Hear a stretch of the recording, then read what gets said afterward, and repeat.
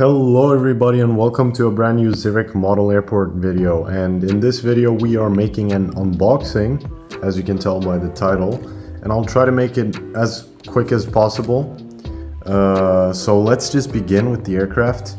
So for now I received two new aircraft, which is the Icelandair 737 MAX 9 in the pink magenta, or it's magenta livery, yeah, with the registration of TFICD, and the aircraft is named Baula. And then I have the Air Canada 777-300ER with the registration of CFIVX. So without further ado, let's just get right into the unboxing. Alright, so for the first aircraft we'll be unboxing the Icelandair 737 MAX 9, and we can begin with the box. It's nothing special. All it has is the pink bottom instead of the red color that most Herpa planes do have, such as the Air Canada here, for example.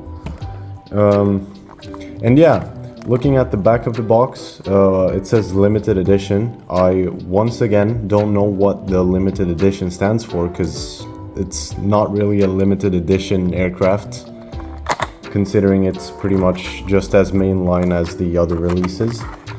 But yeah, let's get the aircraft out of the packaging, and we'll put it right here, and then we'll change the camera angle. So here it is, the Icelandair 737 MAX 9 in the magenta livery. So without further ado, let's just begin looking at the details. We begin with the cockpit, which has the cockpit windows nicely printed on there, and then we have the cockpit window wipers. And underneath the windows, I assume it says Boeing 737 MAX 9 and then Baula, that's written underneath. And we have the door, and underneath the door we have the front landing gear, which is relatively nicely detailed. It's your typical Herpa landing gear, I guess. We have some other details here going underneath the window, as you can see, some little dots and so on. Then we have the Icelandair logo going nicely along with the fuselage. Looking at the wing, we have the engines, obviously, which are in a dark blue color, which in my opinion fit the aircraft quite nicely. We have the wings themselves and the winglets, which are also in a dark blue color to match the, I suppose, colors of the logo and the engines. And if you look from if you're sitting in the aircraft and looking outside the window, you can see the Icelandair logo on the winglet. And then up there we have the sat dome, which is quite nice, and I don't know if it's oversized or not, but it does look quite nice with the model, so I'm not really gonna complain anything. We have one of the emergency doors right underneath it, and then we have more windows, which after that follows the registration of the aircraft, TFICD, with the Icelandic flag right next to the right side of the registration. And then of course we have the last door on the back of the aircraft, which is followed with the Icelandair logo on the tail, and then the quite nice pink or magenta stripe that goes down to the rear end of the aircraft's fuselage. And the APU, which has a little details, which is in a silver color, I guess you could say. And if we turn the aircraft around, we have exactly the same things. The only thing that differs is the luggage compartments, which you have one on the rear end over there, and one in like closer to the front, I guess you could say. And underneath the aircraft there's not much going on. We have the casual Herpa landing gear, and of course we have the registration on the wing, which many airlines put on their planes. And then there's the stand hole, which the aircraft does not come with again. And with that said, that concludes everything for the Icelandair 737 MAX 9 in the magenta livery. And I really needed this aircraft because I currently only have the Hekla Aurora 757 Icelandair aircraft, which doesn't fly that often to Zurich, but it comes from time to time. But they usually main the 737s to Zurich, so it'll be relatively useful for me.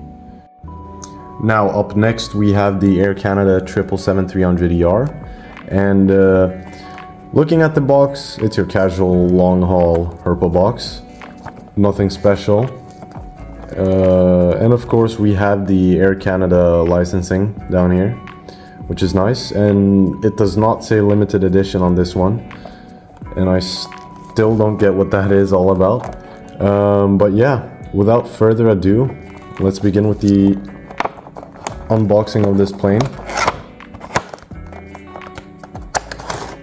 So we'll put the box there to the side, and it's a 777, so we have to be careful when taking it out because it's relatively heavy. And there we have it, right there. Alright, so we'll just begin with the front of the aircraft, which obviously has the cockpit windows and even the wipers, which are very hard to see because of the black paint that is surrounding the windows. And then after the cockpit windows, we have the Star Alliance logo, which Air Canada is obviously a member of. And we have the front landing gear, which is quite nice. The Air Canada logo, and then the text of Air Canada, which is also part of their logo. More windows. Going over here we have the emergency door that goes over the wing.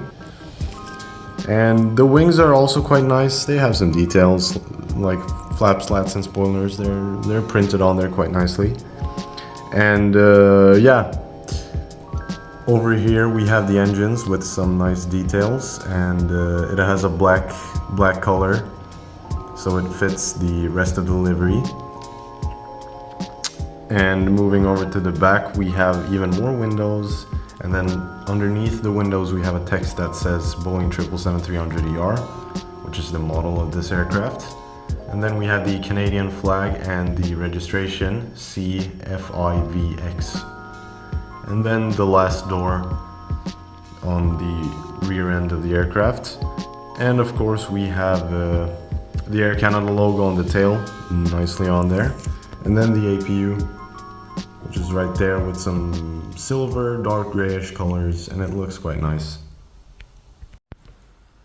And of course, looking at the aircraft's right side, we have the luggage compartments.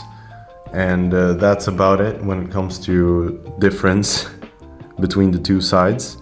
And I forgot to mention the sat domes up there. It has two of them, one of them being a bit smaller and then one of them being a bit bigger.